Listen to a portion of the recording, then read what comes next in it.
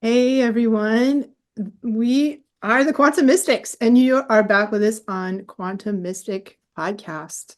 I'm Lisa, and this is Jane. Hi, Jane. Hi, Lisa. Hi, everybody.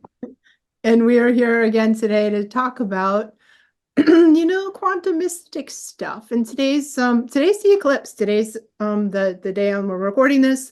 We just had that eclipse, and I live in Rhode Island here on the East Coast of the United States, where I had 93% totality on this eclipse. And I was out there on the beach with my eclipse glasses, digging it. And so we kind of wanted to talk today about like what do we think this eclipse means? What is this sort of general energies that are coming in right now, and what does that mean for our quantum upgrades, like the ascensions that we're going through? And I have some kind of deep thoughts about it. How about you, Jane?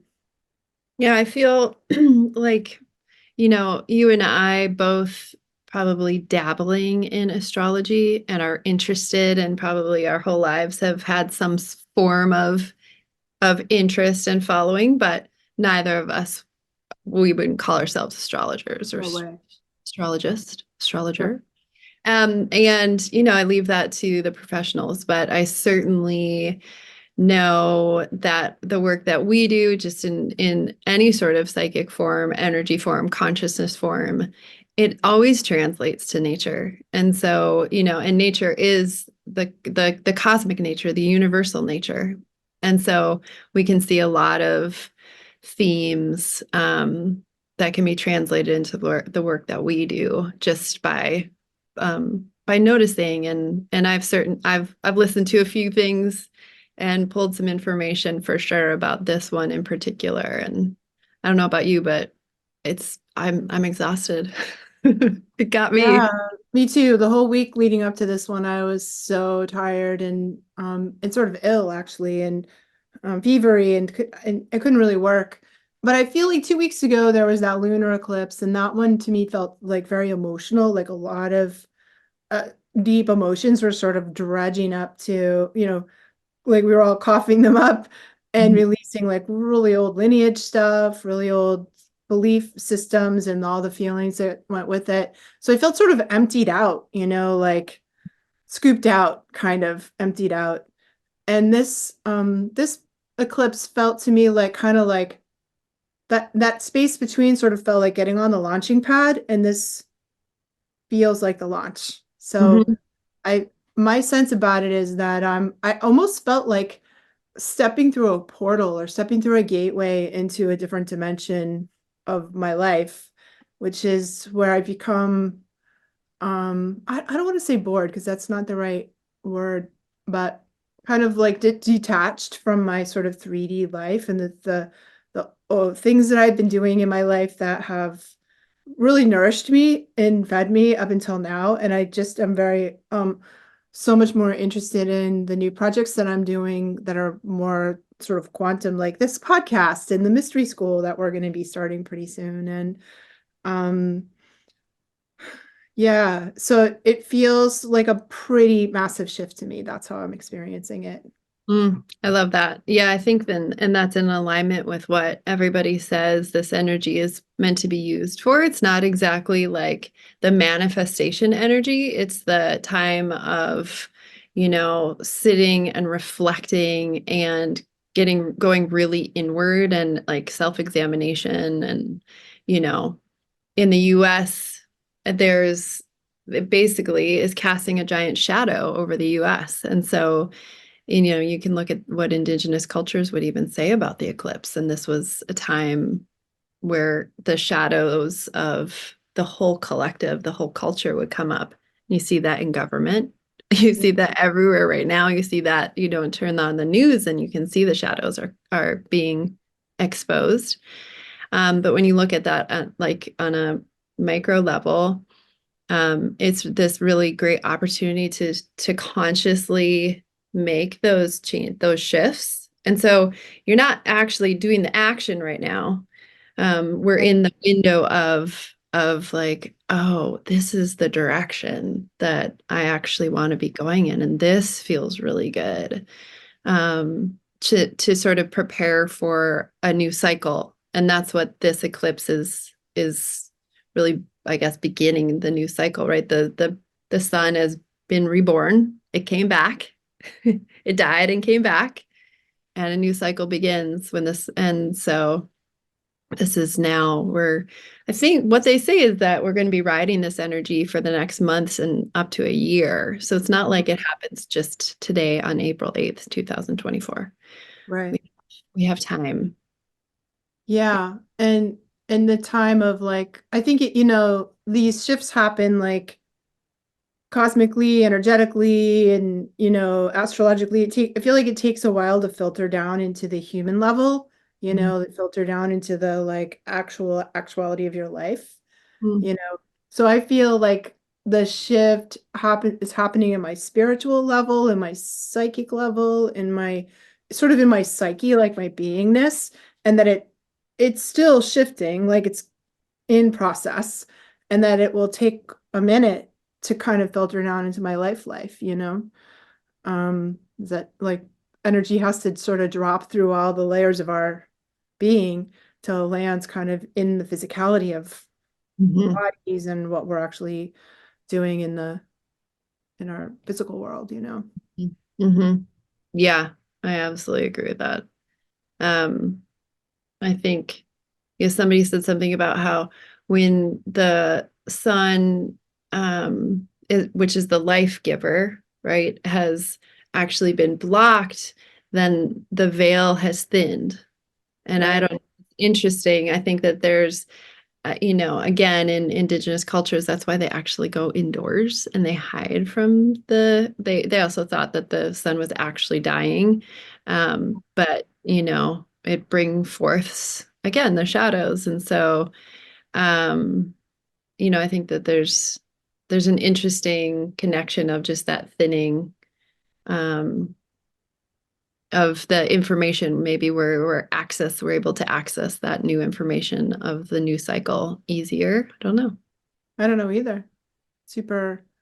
It'd be really interesting I don't think there's any way to measure this, but to see whether people are more psychic, or there's more like, are people seeing ghosts, you know, having more paranormal experiences? What kind of paranormal are they? More of the ghosty, shadowy type, or are you seeing angels? Like what's going on in our psychic world? Mhm. Um, and I was experiencing the eclipse. Like I often, when I tune into that energy of sort of the universe, I hear this tone. It's like a sound. It sounds like sort of like Tibetan throat singing, like when the monks chant those like dual couple of notes at the same time, and Mhm. it's sort of a harmonic kind of chord. And Mhm. it got really weird sounding to me. Like that sound's always in the background of my consciousness. If I tune into it, I Mhm. can always hear it. Um, just like when I was a kid, I used to lie on the ground, used to lie on the ground, and I could swear I could feel the earth spinning. And people Mhm. would say, like, you can't feel that, Lisa. And I'd be like, no, really, actually, I can feel the earth like spinning in a circle and hurtling through the space at the same time. And yeah, it makes me feel sort of nauseous when I think about it. So I'm gonna stop thinking about it. But I can also hear that like that tone. When I was watching the eclipse, the tone got really intense. Like the volume turned up on this. I don't even know what that, like who was it that said the planets, each planet makes this sound, and the sounds of the planet, like the music of the spheres, right? Yeah. And I really think I can hear that on some weird, subtle I psychic believe level. if Do you anyone get that could, one? if anyone could, you could. Yeah. I hear the hum sometimes of what's I'm gonna say the word wrong. The resonance, The Schumann resonance. resonance. Yeah. That has its own, it's not like the Tibetan throat. It's more like I don't know. It's sounds, I don't know, a little different, but I feel like I can hear that sometimes. But yeah, absolutely the earth hums. And so Yeah. you imagine, and I actually heard somebody saying the same thing, like that's a good time to listen for for a hum. It's funny that you say that because I was sent that same, whatever the hertz are to try and hum it at that time. And, Wow. I think you can probably hear a different octave, but a hum when the sun sets over the ocean. Right. I don't know. So Something. interesting. Yeah, I was doing a healing for my friend Michelle because we were hanging out together for the eclipse, um and I could really see sort of like, and this has been happening to this shift is part of my what I've been experiencing as a psychic during this shifting in human consciousness. I could really experience the timelines that were in front of her, Hmm. like very, very clear the choices that she could make to kind of reach her potential. So I feel like that's sort of a really common theme right now. And then I could see the same for myself, and I think so many of us are that sort of going inward and evaluating, kind of looking at like, who are we now? Who are we now? It feels different than who we were even just a little while ago, Hmm. and what's aligning, what are our spiritual values? What's aligning with our values? What do we want? Who do we want to be? Where are we going? I think these are kind of universal experiences that so many people are having. And to me, I notice in my clients too, like a pretty profound dissatisfaction with the old paradigm way of living, that there's kind of this burnout on life the way it is, and what people wanting more depth, more meaning, more sort of a juicy life, more satisfying life, but not really knowing quite how to get there. Mm. What do you think? Yeah, I see the same thing. I've been seeing timelines very clearly too, in that like just sort of that sliding doors way. Yeah. You make one, it's just you choose this and it's going to be clearly this way. You choose this, it's clearly this way, but really it's up to you and your own free Mm. will. And Right. then what I'm seeing, I think what everybody's seeing really um in the mainstream is a lot of fear. And I've heard it called right now. It's like it's also, especially with the eclipse, it's called cosmic paranoia. Ah. Where you know the earth, the eclipse earthquake, and the this and All the that, conspiracy theories. all these things. But it's interesting that it's hit mainstream media, and I think that there's a lot of fear that it gets boiled down to fear or choosing love. Mm. And that's kind of in every moment, it gets boiled down to that. And we have to be really active and really conscious of what information and we're putting into our psyches, whether it's even just visual, we don't even have to read anything. It's just what we're seeing and it goes into our psyche, and um, how that changes how we feel about ourselves and how we feel about life and how we feel about the people around us. So we're at a really just profound and interesting time. And I think that, that pumping of the fear and paranoia is real. Absolutely. It's so tangible, isn't it? Like we can feel it. And I think like, it's always a question for me, like, well, we have that choice, and especially as like super creative people, um, we creating more if we go down the path of fear, we creating more problems, like the weight of our energy around the fear creates like more darkness. And if we choose love, then we're creating more love, and um that's certainly what I believe. And it's really hard because there are so many people that are really actually facing extremely difficult things, Yeah. so it's not like people are making up. I mean, there are like what if fears. What if aliens land? What if the comet smashes into, what if I don't know, you know, the Like NASA planet to that's hiding behind the sun, like, oh, you know, the sun shifts and the portal the aliens are coming through is revealed. Who knows? I mean, those things could happen any minute. That Lord knows they could, and but maybe they're happening and we're just not aware of we it. just, yeah, and they're like slightly less tangible than like your city's under fire, you know, and you're in an actual war zone, you know, actual war zone that's happening on in the 3D world. Yeah. Um, So I don't know. It's hard. Like I pray, like I spend a lot of time praying, sending light and prayers and praying for humanity, and all the people that are actually suffering, but and trying to stay out of fear. Like I feel like it's hard. It's hard to do, right, as humans, because it's a weird, scary world out there in a lot of ways.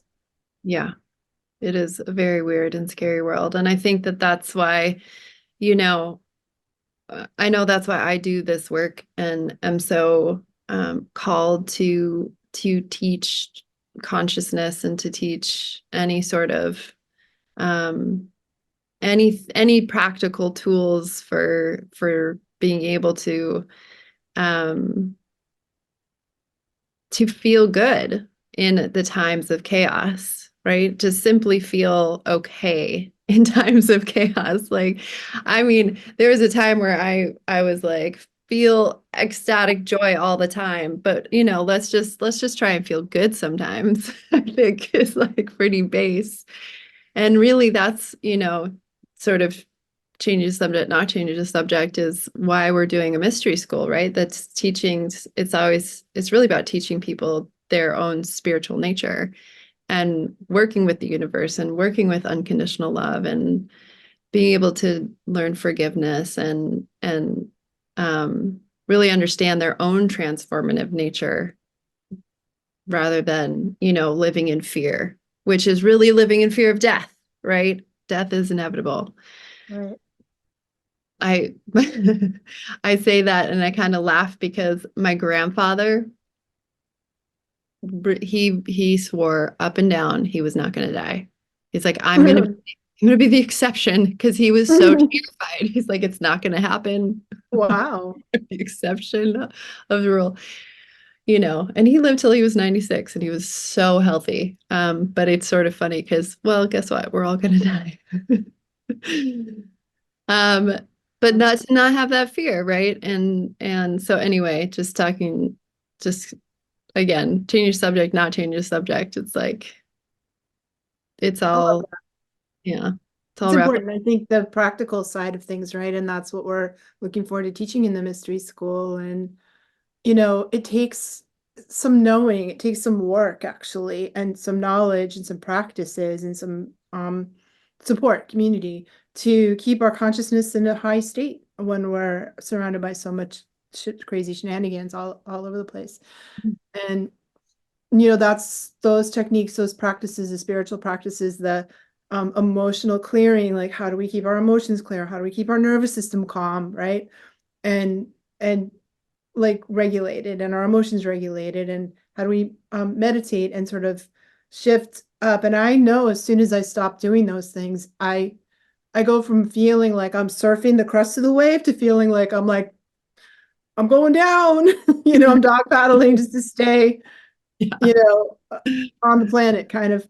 Yeah. So yeah, I think, and I don't know what else is better work to do. Like that's the work. That's what I want to teach and talk and write about. And actually kind of looping back to my first thing about the eclipse is what I saw like in my eclipse meditation was a life where that's what I was doing more and more and more of that Yeah. kind of Yep. thing. Yep. And there you are jumping timelines, right? Right. Yeah. And choosing like that's the one. That's the one that That's you the want. one. And it does take that sitting and in contemplation with yourself and what you actually truly desire in order to make sure that that timeline is the one that we go on instead of the same old, you know, maybe tired, worn out, fear driven, whatever Right. driven, Whatever driven or habitual, you habitual. know, Yeah. it's just a habit. And I think Yeah. we fall into those habits. and then we don't know how to get out until some disruption happens, until the pandemic happens, or the, you know, uh, um, apocalypse. Eclipse. I just made that one up. It was good though, right? Yeah. Until that happens, and then we get sort of shaken out of that trance like state we get from just being on the hamster wheel, Yeah. And there's so much, I think it really started with the pandemic where we just got shaken out of our trance, and it's a great time to choose, Hmm. Hmm. choose like a happier path for yourself, more richer, choose your path in life for yourself. Yeah. It is a great time to choose. The time is really now. Yeah, the time is now. Hmm.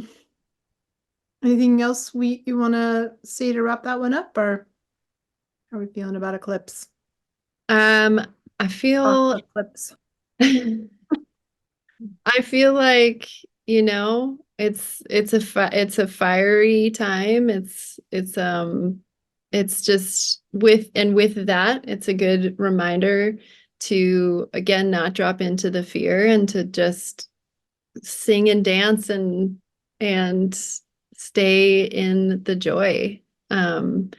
Because the universal law of like attracts like is doesn't stop for eclipses. It's still valid even when an eclipse happens. That if we're dropping ourselves into the fear, or whatever it is, that something horrible is going to happen. Collectively, that becomes very powerful energy. Yeah. So let's collectively, um, and this is true for any time because you're probably not listening to this during an eclipse. Right. Anytime can we collectively put out, love and unity. Mm. Yeah, it reminds me of like this analogy one of my spiritual teachers gave me years ago, like of we're all on a boat, and the boat's crossing this big ocean. And if everyone runs to the side of fear, the boat the boat starts tipping, and if everyone runs to the side of love, like hopefully we'll tip into love instead of tipping into fear. Yeah. And so like where are we going to put our attention, our energy, our super precious life force energy that Mhm. is so creative, that's so our thoughts, our feelings, our life force energy, what are we going to what are we going to feed with Yeah. that? And I think being mindful about that is probably like the number one important thing for me to Mhm. do on a daily. It's like almost like feeling by feeling or thought by thought or choosing activities, is it going to feed the fear or feed the love? That's Um, it. yeah, because now in this post eclipse-ish time that we're moving into, things manifest so quickly. And if you're, you know, creating, I mean, don't you think that, like, of course, humans have always been able to manifest stuff with our thoughts and feelings, but don't you feel like that's accelerating right now? And it's coming quicker than ever? It seems like that way to me. Yeah, I do. And I the truth is that universal law has always been put in place and we've always been manifesting. Yeah. And now more of us are becoming awake to the fact that we can manifest in a way that's making positive changes and creating important changes that are here to help us on our path to purpose, right? Right. So that we're living our purpose. And it's happening so fast. And it's true both ways. So like you said, I think when we're sort of stuck in the muck, we're manifesting more muck really fast.